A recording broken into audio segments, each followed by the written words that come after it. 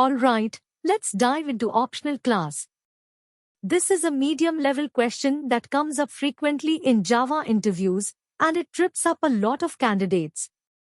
It falls under Java 8+, and understanding this deeply will set you apart. Let's get into it. Optional T is a container that either holds a null value or is empty. Instead of returning null, which can cause null pointer exception, methods return optional T. The caller is forced to handle the absence case explicitly using methods like isPresent, or else get, or ifPresent. It makes the possibility of absence visible in the type system. Now, why does this matter in interviews? Null pointer exception is the most common exception in Java. Optional doesn't eliminate null, but it makes null possible returns explicit. This question tests whether you follow modern Java practices. Let me go deeper. Optional is meant for return types, not for fields, method parameters, or collections. Don't use optional list T, return an empty list instead.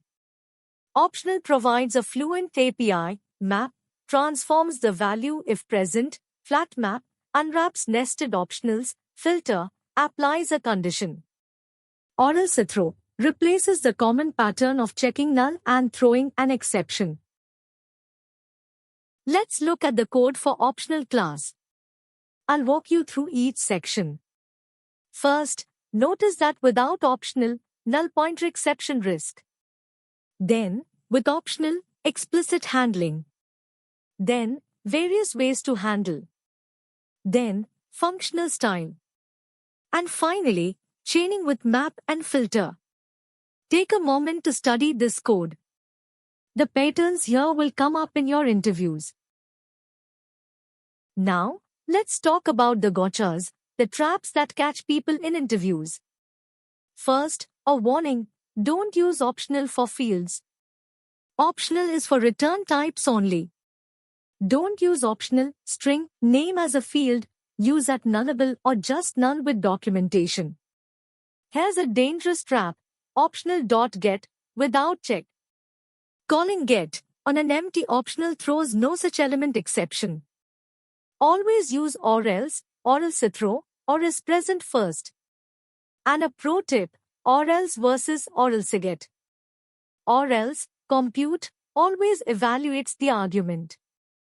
Or else get, compute, is lazy, only evaluates if optional is empty. Use or else get for expensive defaults.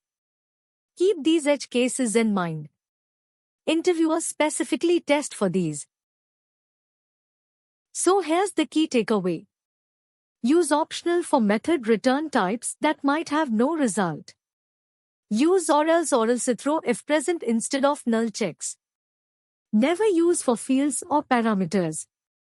And for your interview strategy, show a null-based code, then refactor it to optional.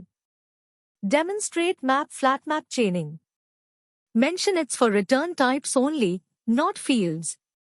If you found this helpful, subscribe for more Java interview prep. Let's nail that next interview.